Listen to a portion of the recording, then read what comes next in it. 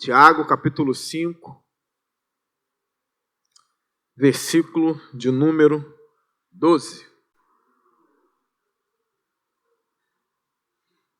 Vamos ler o texto. Diz assim: Sobretudo, meus irmãos, não jurem nem pelo céu, nem pela terra, nem por qualquer outra coisa. Seja o sim de vocês sim e o não, não, para que não caiam em condenação. Vamos orar ao Senhor. Curva sua cabeça. Senhor Deus, eu me coloco diante da Tua Santa Igreja como um simples vaso em Tuas mãos. Que o Senhor possa, por meio da Tua misericórdia, me usar para ensinar a igreja e que a palavra venha alcançar corações nessa noite. Tudo pela Tua palavra. A Tua palavra faz tudo, ó Deus. Tudo pela Tua palavra. Que ela venha encher nossos corações e edificar a nossa alma. E que o Senhor seja glorificado por isso. Que haja mudança de vida, ó Deus, e que a alma enfraquecida possa encontrar força e refrigério nesse culto. Mas que o Senhor também venha recebê-lo. Que agrade a Ti, Senhor, é o nosso desejo. Que o Teu Espírito Santo fale agora, Senhor, por meio de mim, que sou tão dependente de Ti. Em Cristo Jesus. Amém. Meus irmãos, nós sabemos que aqui Tiago ele não está fugindo do tema. A igreja, de alguma forma, era uma igreja também que sofria. É uma igreja oprimida, como a gente já estudou outros domingos e já pregou em cima disso. Os ricos estavam massacrando cristãos, membros da igreja, roubavam o salário deles e tudo mais. A gente já pregou sobre esse texto. Na última vez que eu preguei, aqui o Tiago ele dá um alerta para que a gente tenha os profetas do Antigo Testamento como exemplo de paciência no meio do sofrimento. Então o sofrimento não deixa de estar presente na mensagem de Tiago aqui. Só que no verso 12 parece que houve uma mudança. Parece que ele mudou o assunto, só parece. Porque depois de falar sobre o sofrimento, ele começa a falar sobre os juramentos.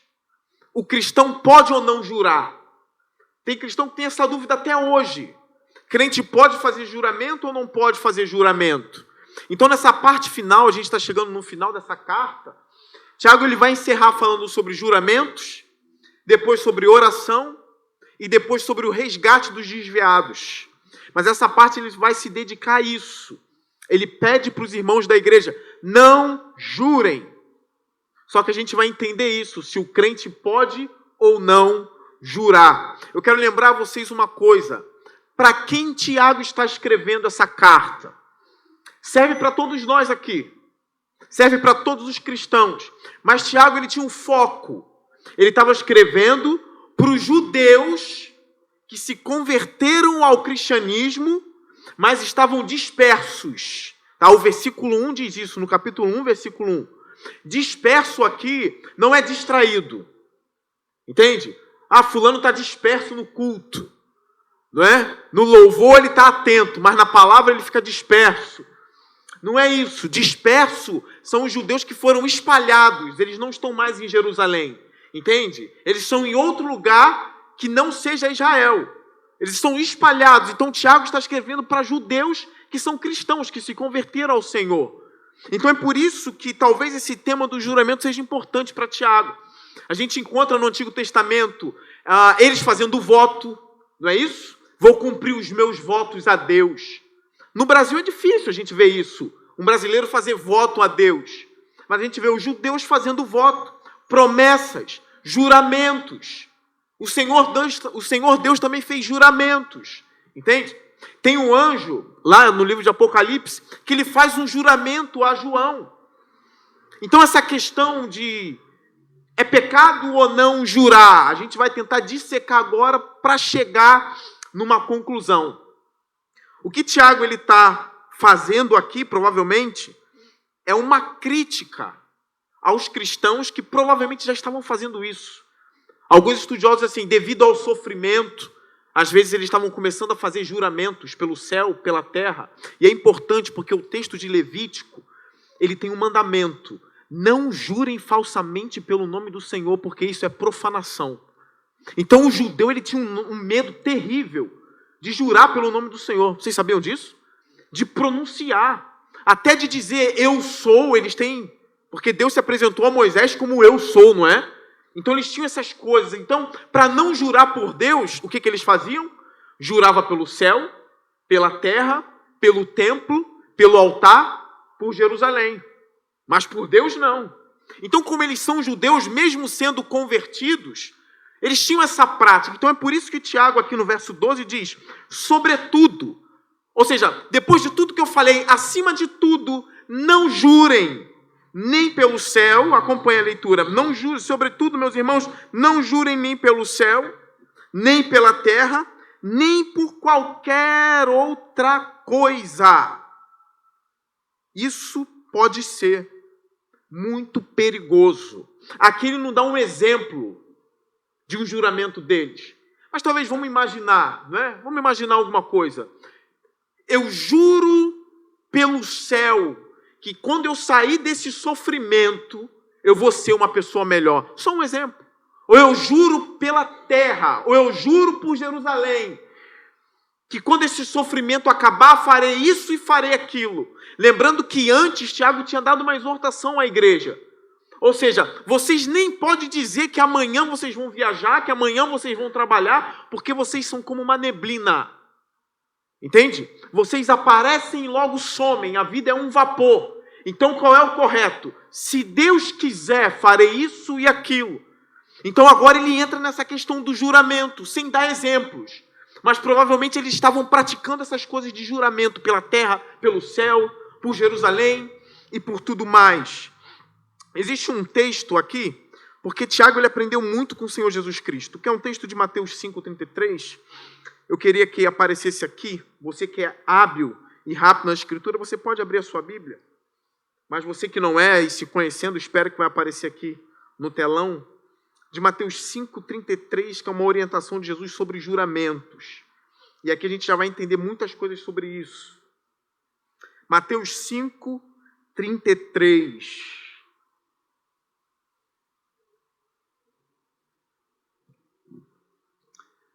Apareceu? Olha, diz assim: vocês também ouviram o que foi dito aos seus antepassados. Não jure falsamente, mas cumpra os juramentos que você fez diante do Senhor. A primeira coisa que a gente aprende aqui, pode ter juramento, não é? Você jura, mas você deve cumprir. Se você jurou, você precisa cumprir o seu juramento. O que você não pode fazer é um juramento falso ou desnecessário. Entende? Então aqui Jesus ele continua. Só um parênteses aqui. É engraçado porque eles juravam pelos céus, pela terra. Jesus vai falar dessas coisas aqui também. Na nossa cultura a gente jura pelo quê? Há pouco tempo eu já vi gente fazendo isso.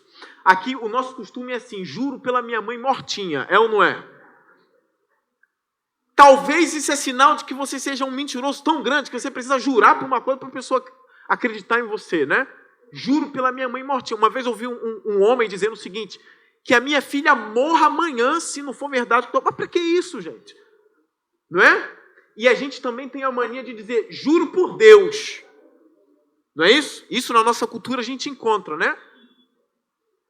Talvez a gente até encontre, juro pelo sangue de Jesus. A gente tem que tomar cuidado com as nossas palavras, aquilo que sai da nossa boca. A gente vai prestar conta por cada palavra, como a gente já viu aqui. Então, para com esse negócio de juro pela minha mãe mortinha, e a gente vai entender o porquê disso. Juro pelo meu filho morto. Meu Deus, não faça isso. Olha o verso 34. Mas eu lhes digo, não jurem de forma alguma, nem pelos céus. Viu como tem a ver com o ensino de Tiago? Tiago não inventou os ensinamentos não, gente. Ele está ensinando o que ele aprendeu com Jesus para a igreja. Olha, nem pelos céus. Por quê? Porque é o trono de Deus. A gente vai entender isso, hein? Vocês não podem jurar pelos céus, porque os céus é o trono de Deus. Nem pela terra, porque é o estrado de seus pés. Nem por Jerusalém, porque é a cidade do grande rei. E não jure pela sua cabeça, pois você não pode tornar branco ou preto nem um fio de cabelo. Seja o seu sim, sim, e o seu não, não. O que passar disso vem do maligno. Então, meus irmãos, prestem atenção. O crente pode jurar? Ele pode. Ele só não pode jurar por uma outra coisa, ou por algo, ou por alguém. Porque fica bem claro aqui no texto. Se você jurou, você precisa cumprir o seu juramento diante de Deus. Aí Jesus fala, mas de forma nenhuma jurem pelo céu. E ele explica, porque é o trono de Deus. Eu não posso jurar por uma coisa que está fora dos meus domínios. Conseguiram entender? Eu não posso, Jesus não fala isso aqui porque não é da cultura dele, mas eu não posso nem dizer, juro pela minha mãe mortinha. Por quê? A vida da minha mãe não depende de mim. Ela não está sob os meus domínios. Então vamos lá, se eu faço assim, juro pela minha mãe mortinha, e eu estou mentindo, e minha mãe não morre, o tolo vai pensar, o cara está falando a verdade, que a mãe dele não morreu. Mas eu falando a mentira ou falando a verdade, a vida da minha mãe não está sob os meus domínios, está sob os domínios de Deus. Ela morre se Deus quiser. Conseguiram entender? Então até para os judeus, vocês não podem jurar nem por Jerusalém. Por quê? Porque é a cidade do grande rei, não a de vocês. É a cidade do Messias, é a cidade do Cristo. E pela terra que o Senhor deu a Adão, também não, porque a terra é o estrado dos meus pés, não pertence a vocês. Então você não pode jurar por algo, alguém ou alguma coisa porque não está sob os seus domínios. Então, às vezes, para querer fortalecer a sua palavra, você usa um outro para isso. Mas isso por si só já é um juramento falso. Ainda que eu esteja falando a verdade, o meu juramento já é falso. Porque eu estou usando uma coisa que pertence a Deus, como se essa coisa pertencesse a mim. Juro pelo Cláudio mortinho. Aí Deus vai, o Cláudio me pertence, não é você. Por que você está usando ele? Para fortificar a sua verdade. Ainda que seja verdade, já se tornou falso, porque ele não é seu. Você está entendendo? Aí eu falo para Deus, já sei. Eu juro pela minha vida. Não, a tua cabeça você nem sabe. É o que ele diz aqui, ó. Você não pode tornar branco nem preto os fios da sua cabeça, ela também não é sua. Aí você descobre que nem a sua vida te pertence. Entende? Quando a gente passeia no Antigo Testamento, a gente percebe ali que a gente não pode cometer um assassinato. Não estou entrando em questões de legítima defesa e nem isso, né? Que é uma discussão até, tem na teologia, tem sobre isso na ética cristã, essas discussões, não vou entrar nisso. Eu estou falando de assassinato. Eu não posso cometer um assassinato. E o argumento do Antigo Testamento para isso é porque o homem é a imagem de Deus. Então, quando eu mato, é como se eu estivesse ferindo a imagem de Deus. Entende? Então, eu não posso assassiná-lo. E se eu me mato, eu também estou cometendo um pecado, porque a minha vida não é minha. Conseguiram entender? Não deixa de ser um assassinato contra mim.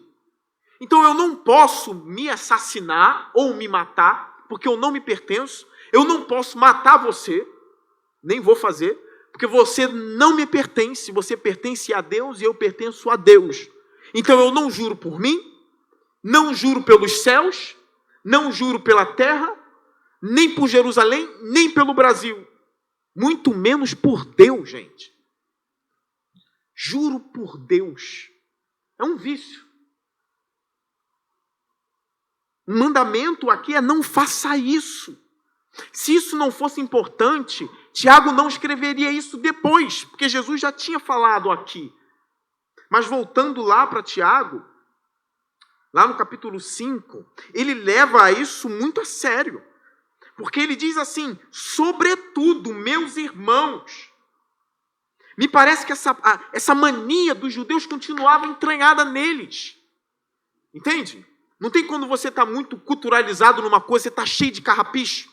Você se converte, mas ainda tem coisa que precisa sair. Eles continuavam nessa prática e Tiago precisou relembrar eles. Não façam isso.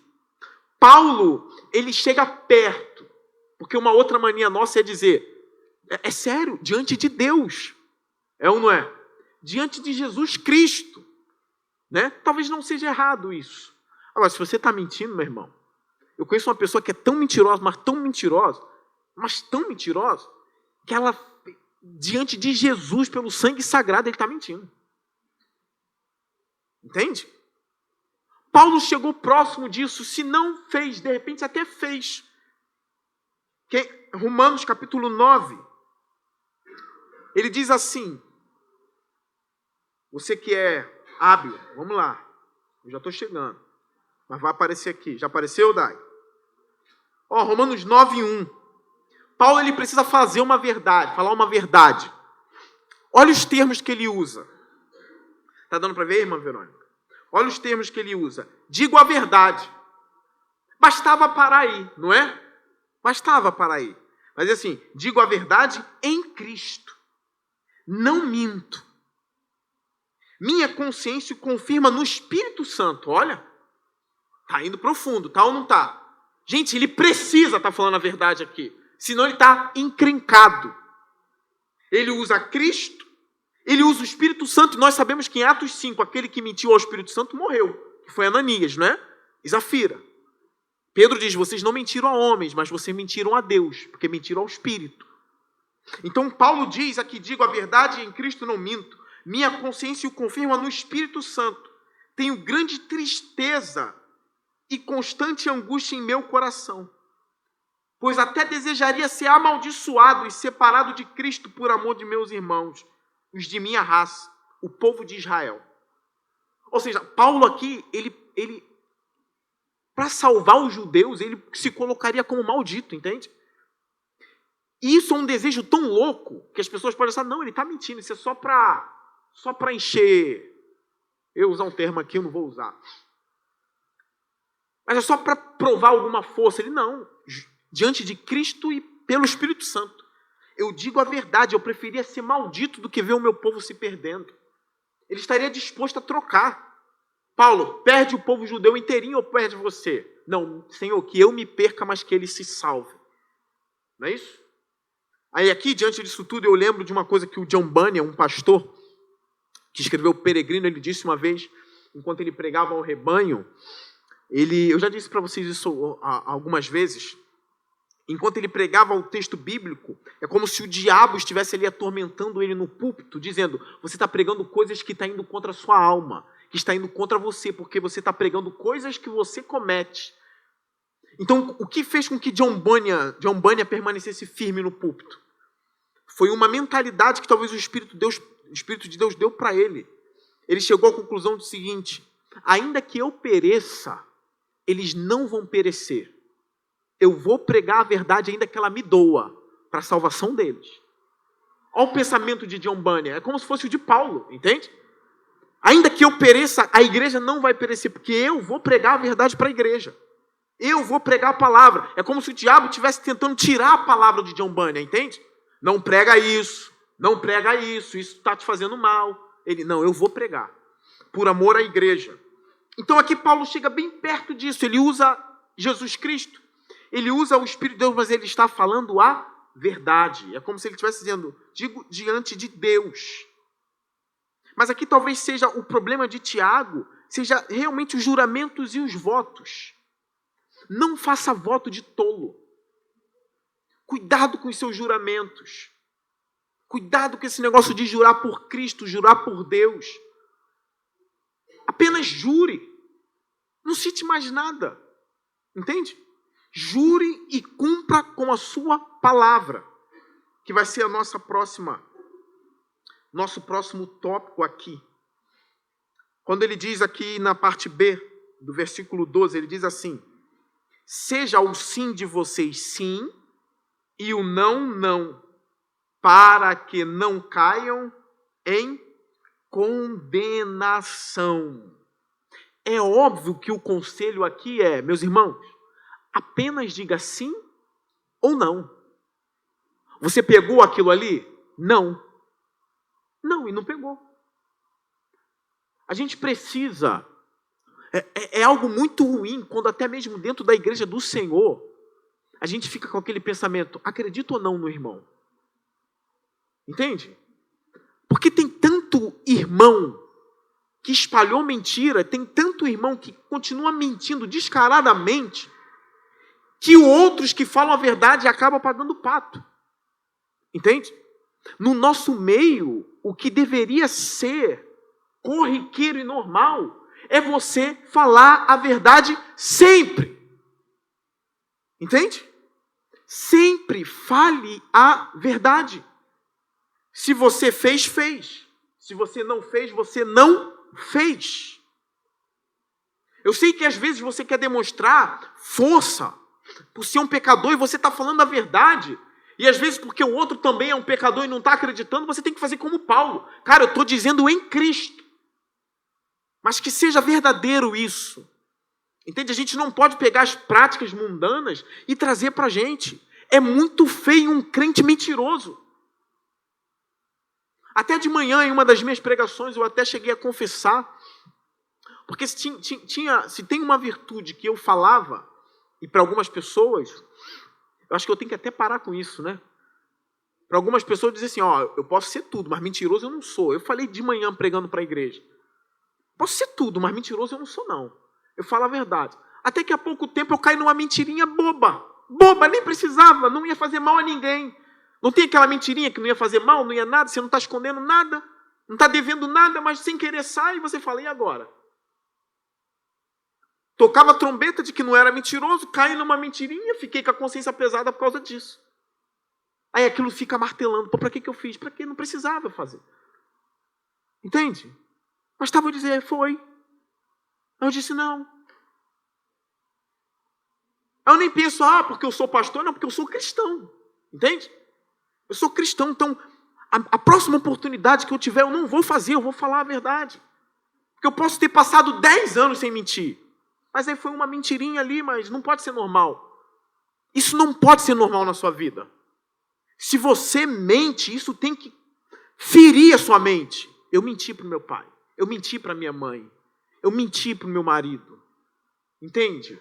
Eu menti para o pastor. Eu menti para... Isso tem que ferir você de alguma forma. Você não pode ser um mentiroso. Isso vai ajudar na nossa relação de comunhão, entende? A gente vai passar a acreditar mais uns nos outros. Eu não vou prometer estar em um lugar se eu sei que eu não vou estar. E assim, e comigo, bem particularmente, dizem que isso é um dos erros dos cariocas, né? Tem coisa que a gente não leva muito a sério. Vai lá em casa hoje à tarde, tá bom? Aí ele sabe que eu não vou e eu sei que eu não vou também. Né? Tá bom, mais tarde. Mas assim, ele sabe que eu não vou. Ele sabe que me chamou também da boca para fora, porque ele nem quer que eu vá também. Né? E eu também não quero ir, não vou. Mas carioca é assim, né? Aí vai ter um churrasquinho, aparece lá? Não aparece, não aparece. Né? Aí o que eu tomei para mim? Essas coisas bobas é difícil sair, a gente continua fazendo isso, né? Mas assim, se eu falo, se a pessoa olha no meu olho e fala assim, cara, olha para mim, você dá a sua palavra que você vai? Você fala, dou, eu vou. Entendeu? Agora, se ficar nessa coisa, passa na esquina aqui. Aí, vai lá, pastor, amanhã, toma um cafezinho, tá bom? Pode deixar. Não vou. Agora, se o cara me parar, é sério, eu quero... Vamos tomar um café, de verdade. De verdade. Você me dá a palavra? Não, eu dou, eu vou. Porque aquilo vai ficar assim, dê a palavra, dê a palavra, dê a palavra. Entende? E que seja assim com você também. Se você deu a sua palavra, você precisa cumprir. Tá entendendo? E sabendo que a nossa cultura carioca é essa cultura assim, pega a pessoa e diz assim, é sério. Não é um cafezinho não, é uma conversa séria que precisa ter. Você dá a sua palavra? Dou. Faz assim. Aí você diz, eu também dou que vai ter café lá. Que se eu chegar e não tiver também, tu errou. Entendeu? Então, cumpra a palavra. Cumpra a palavra.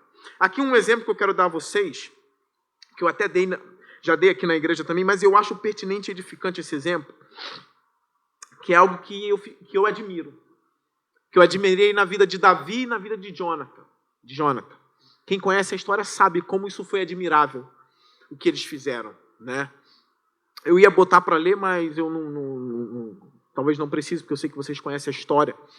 Davi, ele tinha a convicção de que Saul queria matá-lo, não é? Mas o filho de Saul era o rei de Israel, que é Jonathan. Jonathan não acreditava nisso, que o pai dele queria matar Davi. Jonathan não acreditava. Mas Davi sabia que Saul queria matá-lo. Então eles começaram a fazer essa conversa e Jonathan, ele foi tentar descobrir a intenção do coração do pai dele. Mais tarde ele descobriu que era essa de fato. Mas antes de chegar a isso tudo, eles conversaram e eles fizeram uma aliança, Davi e Jonathan. Jonathan disse para Davi, se eu morrer, promete que você não vai deixar a minha família desamparada? Porque quem era o rei na sucessão era Jonathan. Vocês sabiam, né? Filho de Saul. Mas Deus ungiu foi Davi.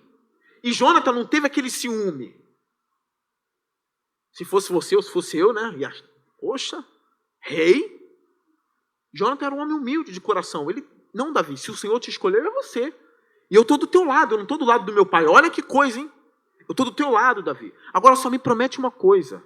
Se eu morrer, vamos fazer uma aliança. E foi um juramento, está escrito lá no texto. E cumpra seu juramento, Davi, que você não vai deixar os meus descendentes desamparados. Aí Davi disse para Jonathan, eu juro que eu não vou deixar os seus descendentes desamparados. Jonatas morreu. Passou um tempo. Até que Davi lembrou. Há alguém da casa de Jonathan ainda? Em Israel? Assim, o filho dele, Mefibosete, aleijado. Davi lembrou do voto. Jonathan já estava morto. E o que eu falei de manhã, ele cumpriu a palavra dele para com um morto. Jonathan já estava morto. Ele poderia muito bem, o cara já está morto, acabou, não tem mais... Não, o cara está morto, mas a palavra está viva. O cara está morto, mas a aliança está viva. Entende? Jonathan morreu, mas a promessa vive. E Deus é um Deus de promessa, e Davi está imitando a Deus. Davi mandou chamar Mefibosete. E falou, você a partir de hoje vai comer na mesa do rei. É bonito o que Davi fez. Porque ele cumpriu a palavra dele. Eu lembro do juramento que Deus fez a Noé. Vocês lembram? Noé, eu prometo que eu nunca mais vou destruir a terra em água. E como sinal da minha promessa e do meu juramento, eu vou estender o meu arco no céu, que é o arco-íris, não é?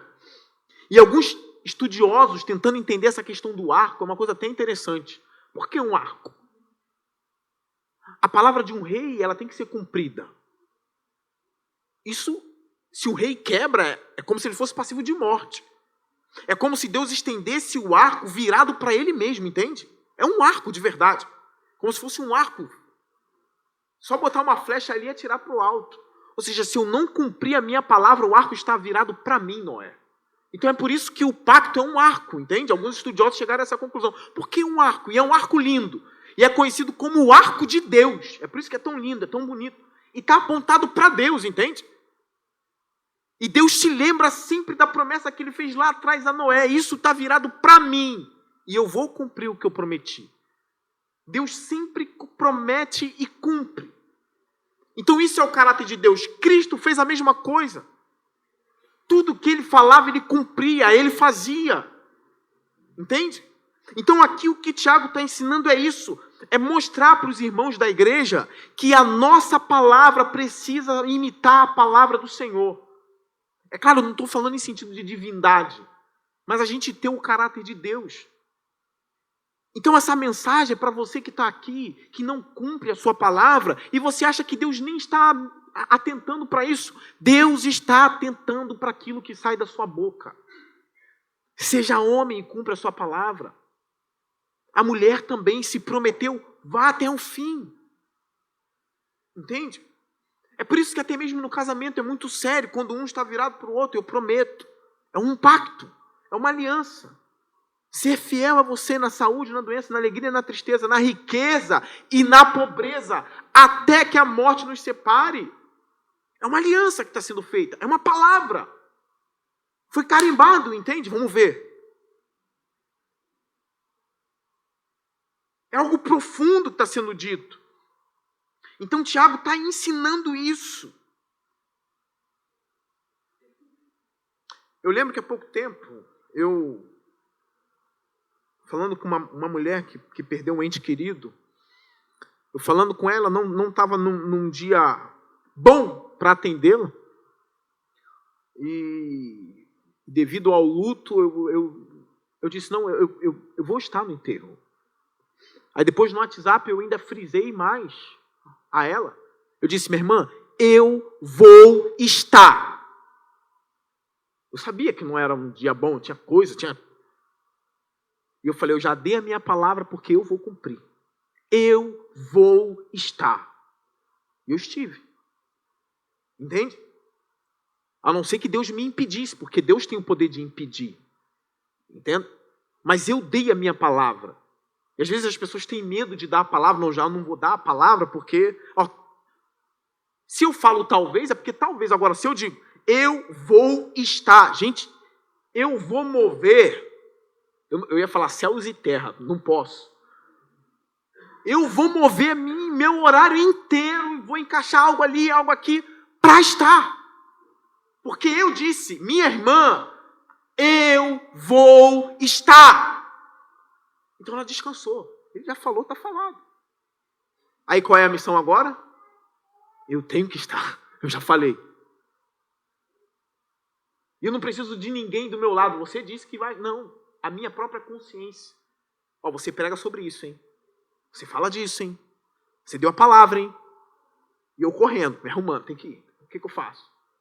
Almoça? Não dá para almoçar, senão eu não chego. Então não almoço. Tá entendendo? Vocês estão entendendo? Não dá para almoçar. Não dá tempo. Senão eu não chego. Então, que seja assim em você para que a gente possa acreditar um no outro. Para que a mulher possa acreditar no marido se ele diz, eu vou estar na academia, porque ele vai estar na academia. Para que se a esposa for procurar ele lá e não achar, fica complicado.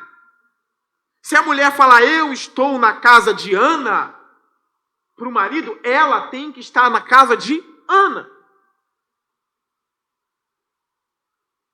Entende? Para que a gente não crie relações loucas. O marido caçando a esposa, não acredito nela, onde ela está, e liga para um, liga para outro, procura ela e roda no bairro de carro. Ou a mulher, a mesma coisa, fazendo, não acredito. Ele disse, mas eu não acredito nele. É um péssimo testemunho. Entende? Então seja homem. Que o seu sim seja sim, que o seu não seja não. Homens e mulheres, vocês precisam imitar a Deus. Aqui tem algumas coisas que de um homem de Deus eu queria trazer para vocês. Eu ia trazer já um tempo atrás na igreja, mas eu acabei esquecendo, que são resoluções de um homem chamado Jonathan Edwards. Foi um homem de Deus e ele fez 70 resoluções. É claro que eu não vou ler 70. Eu vou ler umas 4, 5.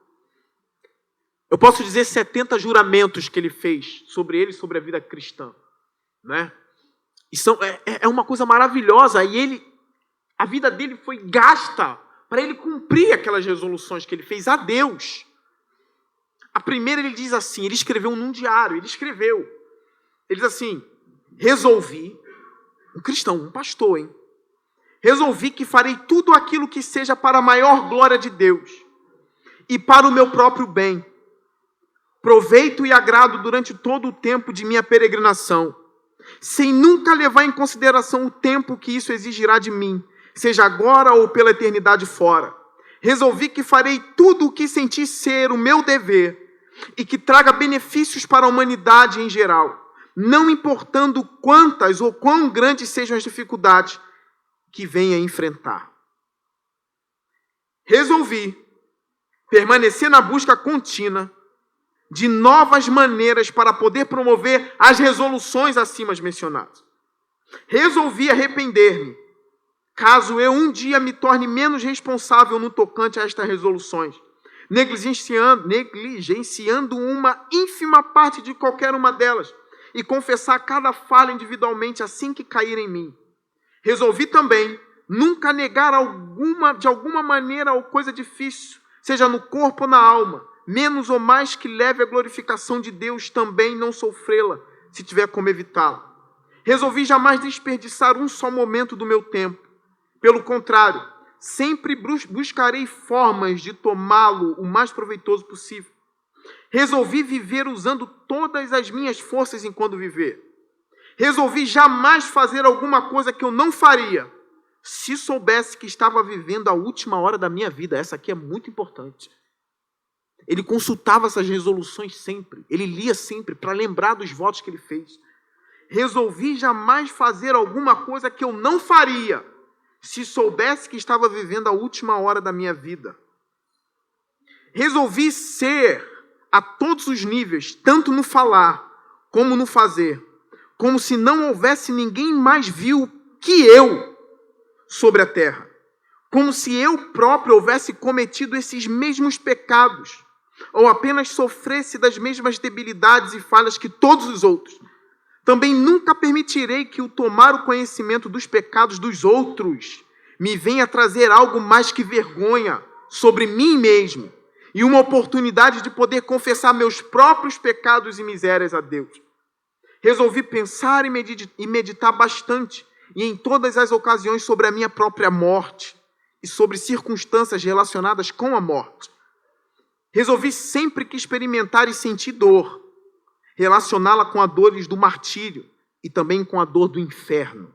Ou seja, sempre que eu sentir dor, eu vou lembrar que existe um inferno que é muito pior.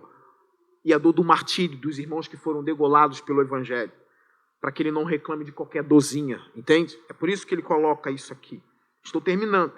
Resolvi que sempre que pense em qualquer enigma sobre a salvação, fazer de tudo imediatamente para resolvê-lo, e entendendo, caso nenhuma circunstância me impeça de fazê-lo. Resolvi assim que sentir um mínimo de gratificação ou deleite, de orgulho ou de vaidade, eliminá-lo de imediato. Resolvi nunca cessar de buscar objetos preciosos para a minha caridade e liberalidade. Resolvi nunca fazer algo em forma de vingança. Isso é importante você botar também na sua, eu na minha. Nunca fazer algo em forma de vingança. Nunca. E por último aqui. Resolvi nunca sofrer nenhuma das mais pequenas manifestações de ira, vinda de seres irracionais. Resolvi.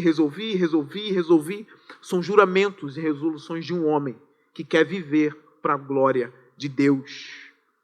E ele tentou, se esforçou para cumprir cada uma delas.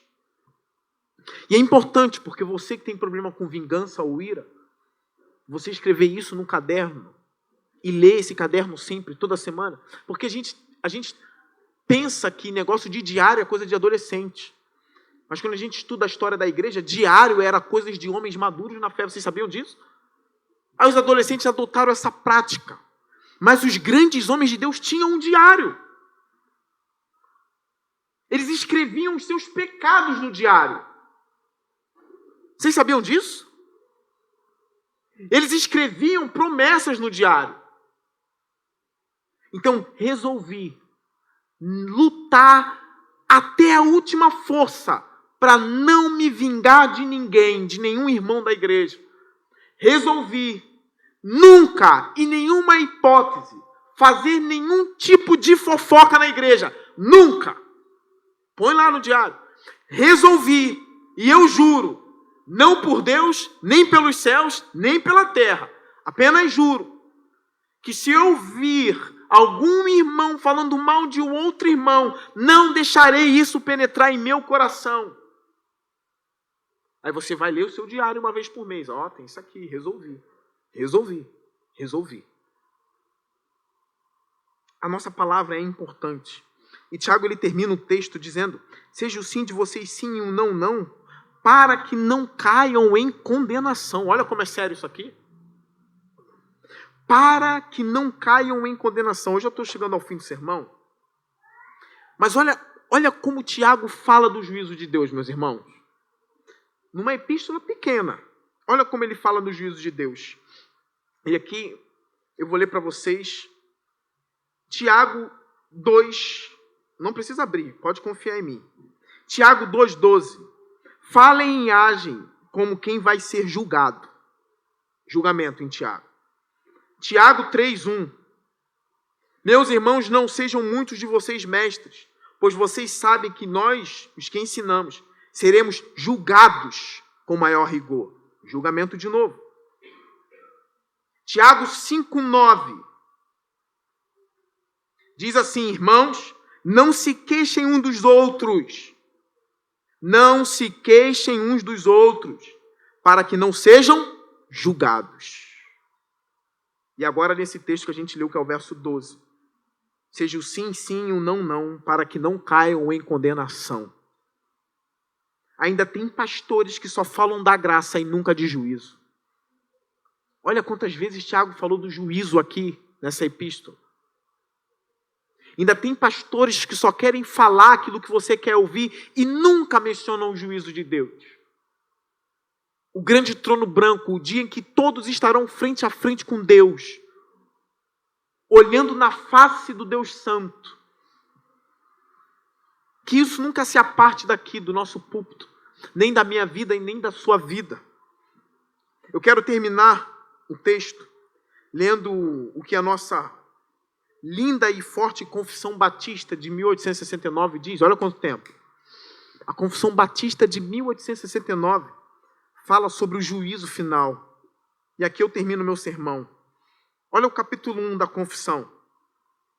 Deus tem designado um dia em que há de julgar o mundo com justiça, por meio de Jesus Cristo, a quem todo o poder e julgamento é dado pelo Pai.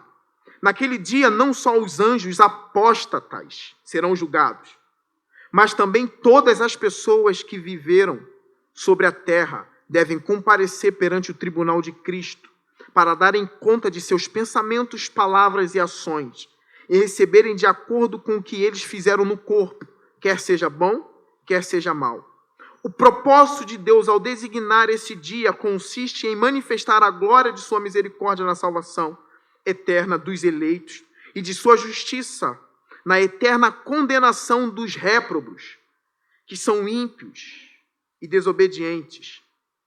Pois os justos irão para a vida eterna e receberão aquela plenitude de gozo e glória com eterno galardão na presença do Senhor.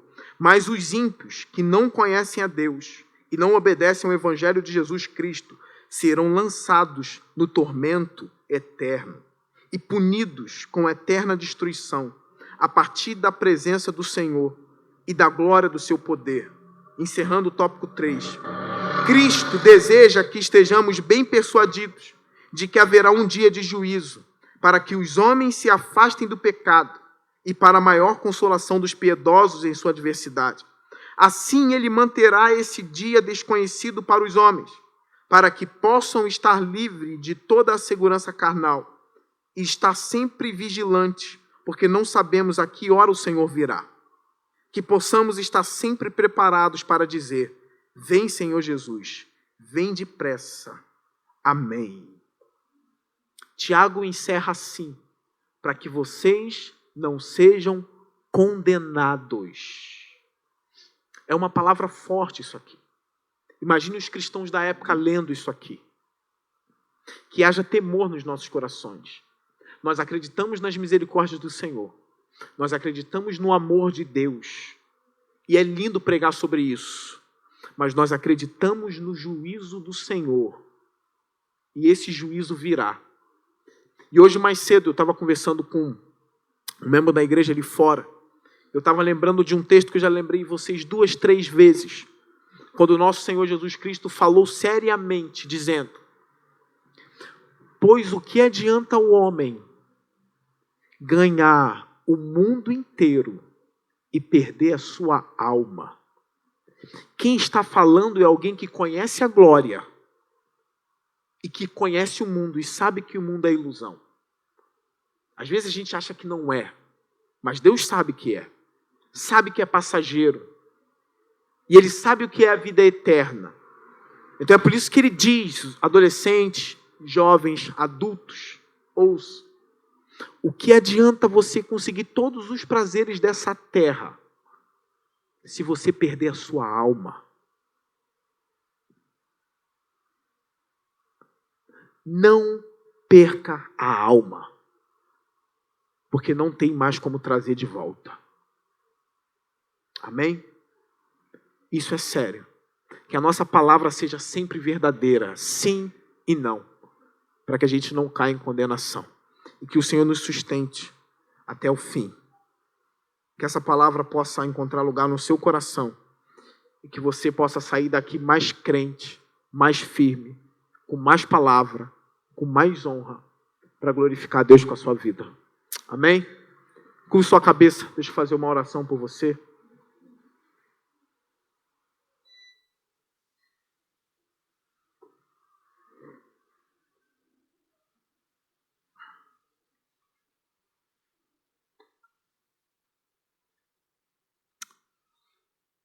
Pai nosso que estás nos céus, a sua palavra foi pregada, Senhor. Que a gente venha, Senhor Deus, obedecer a tua palavra. A gente quer mudança, ó Deus, de vida. E eu sei que o teu testemunho é fiel e verdadeiro, Senhor.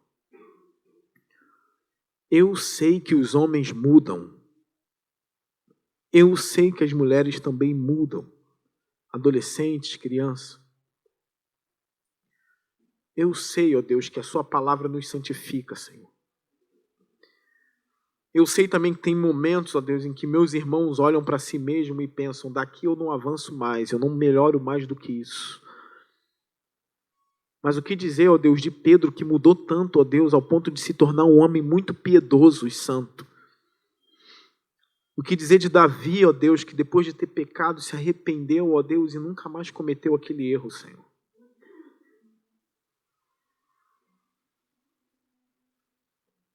Se há em nós, ó Deus, alguma pessoa que precisa melhorar e precisa mudar, eu sei que há aqui, começando por mim, Senhor, que o teu Espírito venha produzir isso em nós.